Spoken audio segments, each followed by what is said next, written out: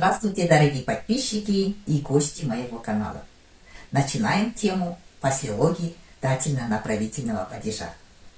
Сегодня у нас первый послелог дательно-направительного падежа «Диин» и «Шиин». Переводится «до». Например, «Нишиги диин стисм» – «До скольки работаешь?» Можно спросить «Нишиги диин жумус стисм», но в разговорной речи слово «жумус» можно опускать. «Алтыға дейін» – до 6. «Қыркүйекке шейін демаламыз» – отдыхаем до сентября. Следующий послелог «қарай» переводится «к» и по направлению к чему-то. «Түске қарай барамын» – пойду к обеду.